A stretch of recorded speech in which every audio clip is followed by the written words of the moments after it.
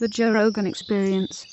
What do you say to someone who is happy with what they do, lives a fulfilled life, exercises, and is still depressed? Yes, I thought a lot about this. Remind me to come back to the thing about East London. I know this is an issue with a lot of people. I know people that worship at the altar of science and modern medicine that firmly believe that all depression is because of some sort of chemical imbalance in the brain, and anything that debates that or anything that disputes that notion pisses them off. Yeah, no, I understand that, and I would have been like that for many. Do you get that? Yeah, of course, I was like that for many years. Do you get that? Oh, do you mean do I get some people responding that way? Sure, of course, of course. I think the World Health Organization is the leading medical body in the world, right?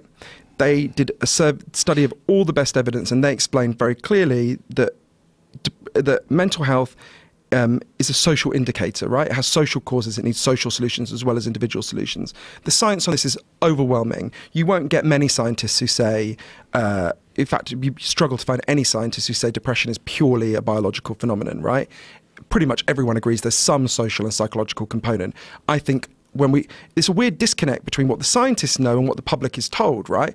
I don't know anyone who went to their doctor who, apart from this wonderful doctor in East London who we can talk about, who went with depression and anxiety and was told anything other than a biological story. I mean, they may be asked, some of them were asked about childhood, what was your childhood like, and referred to a therapist, but no one was told about these wider social causes. No one was told, like, do you feel controlled at work? Well, okay, it's a fact that could be making you depressed. But in terms of the people who are depressed but don't, because this was a real mystery to me, right? I knew people, I thought, but this guy's got everything and he's still depressed. What's going on here? And I think there's two things to say about that. One is, I started to, for various reasons, for research, for something else, I was reading some like feminist texts from the early 60s, right? And a really common thing that happened in the early 60s is women would go to their doctor and they'd say, doctor, there's something really wrong with my nerves. People talked about in terms of nerves then, we don't do that anymore. Something really wrong with my nerves because I've got everything a woman could possibly want.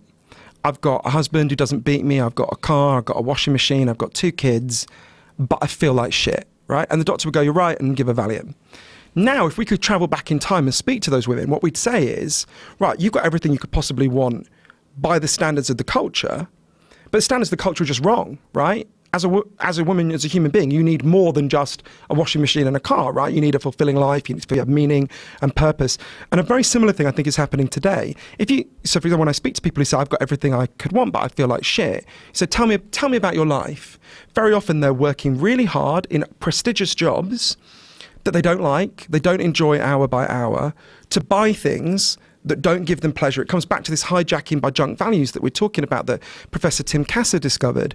So what you've got is, because we've been told a totally misleading story about what makes us satisfied and happy as human beings, I think this comes up again and again in the interviews you do, because we've been taught in different ways, because we've been told a misleading story about that, we live our lives according to the wrong script. We feel like shit, and rather than question the script, we think there must be something wrong with us biologically. Now, there are biological contributions, it's important to say that, but one of the things that really blew my mind on this was, I interviewed this woman, amazing social scientist called Dr. Brett Ford in Berkeley. She did this research. It's kind of simple research. It just asked, if you consciously decided you were going to spend more hours a day trying to make yourself happier, would you actually become happier, right? And they did this research, she didn't do it alone, obviously, with her colleagues, in the United States, Japan, Russia, and Taiwan. And what they found was, in the US, if you try to make yourself happier consciously, you do not become happier. In the other countries, if you try to make yourself happier, you do become happier. And they were like, what's going on? So they did more research, and what they discovered was, in the US, and obviously I spend a lot of my time here, but in Britain as well, if you try to make yourself happier, you try to do something generally for yourself. You buy something for yourself, you big yourself up, you try to get a promotion. In the other countries, generally, if you try to make yourself happier, you do something for someone else, right?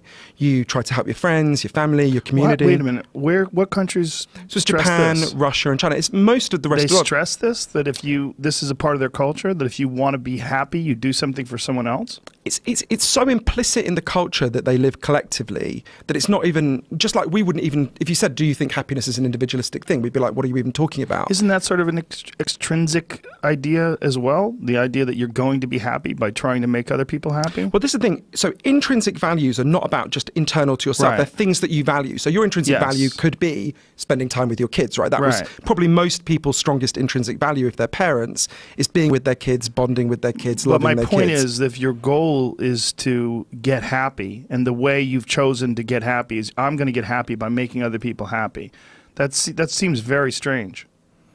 I don't think so. I think that's that. If you think about where humans evolved, but shouldn't you just make other people happy because you love them? But that is a way. Loving people and being present with them is a way of. But not as like a specific. With a specific goal of making yourself happy. That seems. No, that's not why they do it. It's not like when they were told make yourself happy, they had an implicit script in their culture, which was like, oh right, if I want to make myself happy, I'll spend time with other people, I'll do things with other people. But if you think about it in terms of human evolution, it makes total sense, right? Think about our ancestors, where they evolved. If you were a group, if our ancestors had been individualists who were out to big up themselves as individuals, we wouldn't be having this conversation, right? Right. So it makes sense that we evolved as a species with instincts that are there's no argument there. The question is the motivation of trying to get happy by helping other people. That just seems... so it's so implicit in the culture for most people in, say, China, that they wouldn't even articulate it that way. It's only if you force them to say, look, try to make yourself happier, that the script becomes obvious, it's implicit. But this script that we have, this idea that the way you make yourself happier is as an individual, just doing something for yourself, and how you look to other people. Let's stop there, because there is not one script in this country of how to make yourself happy. I think that's sort of disingenuous. This idea that the only way to make yourself happy is to do that. That's not what people are trying to do. What people are trying to do is be successful. And I don't think they necessarily equate success with happiness, but what they do equate success with is an alleviation of debt, an alleviation of problems, an alleviation of a lot of the issues that people face. Totally. And they think of that as, if you look at the problems that you have when you're growing up, you look at especially if you grow up in a poor family, one of the main problems that you face is you're worried about paying your bills. So you say, someday I'm going to get to a point where that is no longer an issue. I'm going to make it. I'm going to be successful. They're not doing it thinking this is going to make me happy. I very rarely see that, and which is one of the reasons why people, even people's parents, and this freaks me the fuck out, will tell them to not pursue their dreams, but instead to pursue something that's more likely to happen. Like, don't pursue your dream of becoming an actor or a singer or whatever it is. Instead, pursue your dream of being the foreman at the company you work at, because that's attainable. I think you're totally right, and I think there's a lot of evidence that you're right, that the financial anxiety is a massive driver of depression and anxiety, obviously. That there's an interesting study that found people who have an income from property are 10 times less likely to develop an anxiety disorder than people who don't. And there was a really interesting experiment in how we can respond to that. It's one that President Obama said late in his term he thinks would have to happen across the country in the next 20 years for various reasons. So in Canada in the 70s, the Canadian government chose a town at random. It seems to genuinely have been random. It's a town called Dauphin. It's anyone who knows Canada, it's about 4 hours out of Winnipeg. And they said to a big group of people in this town, we're going to give you guys, for the foreseeable future, we're going to give all of you a guaranteed basic income. We're going to give you the equivalent of, in today's money, $15,000 US, right? There's nothing you can do that means we'll take it away from you, and there's nothing you have to do in return for it. You're citizens of our country, we want you to have a good life, right? It was partly because they had a kind of welfare system, but it was, a lot of people were falling through the cracks, and they wanted to do a little experiment to see would this work better. And this was studied very carefully by a woman I interviewed called Dr. Evelyn Forget, to see what happened. And loads of interesting things happened. People spent more time with their kids. Very few people quit work, but a lot of people turned down shitty jobs, so actual overall work standards improved because employers had to attract people with better standards.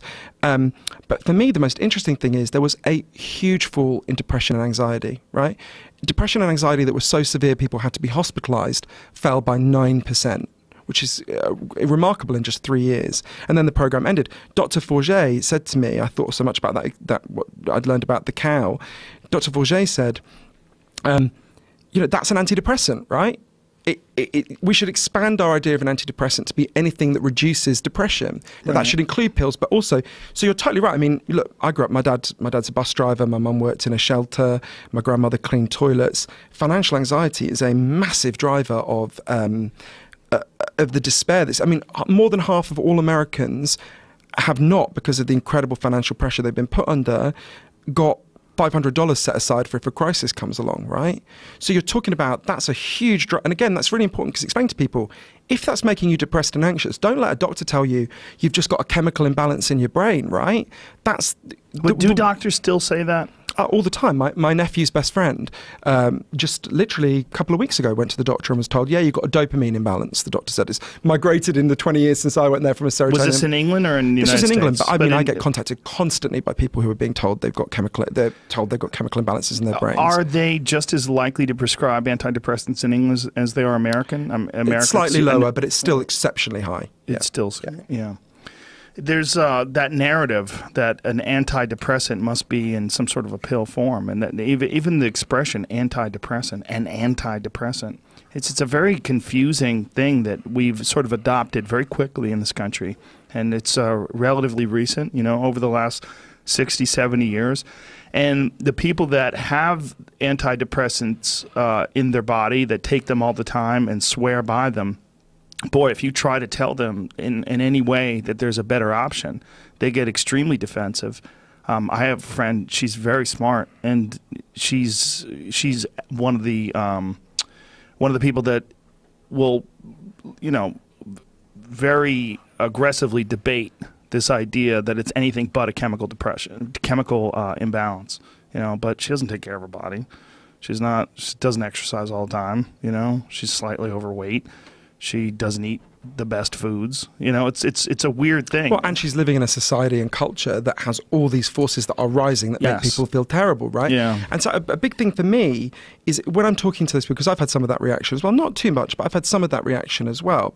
First thing for me I always say is, I want to expand the menu of options. I don't want to take anything off the table, right? It's not about... But you say that, and I think you're probably being pretty honest, but you really do want to. You want to eliminate, but just by the standard of improvement, you do probably want to take most people off of antidepressants, don't you? Wouldn't you rather they have a better choice? Yeah, I would draw an analogy. Obesity has massively risen in the Western world. It hasn't risen because people suddenly became greedy and lazy. It's risen because our food system is terrible, the way food supply system is terrible, and we built cities that people can't walk and bicycle around, right? And they're really stressed all the time, and they get home from work exhausted, so they don't have time to exercise, a lot of them. In that context, some people will do, stomach stapling, liposuction, that kind of thing, right? Yeah. Now, I'm not against that, but if we change the society in the way that I would want to with obesity, so that people could walk and cycle and, they had access to healthy food, far fewer people would need stomach stapling or liposuction, right? So I would draw, it's not a perfect analogy, but I'd say is, if the social changes that I want to happen, if we follow the places that have succeeded in reducing depression and anxiety, over time you would see fewer people feeling they needed chemical antidepressants.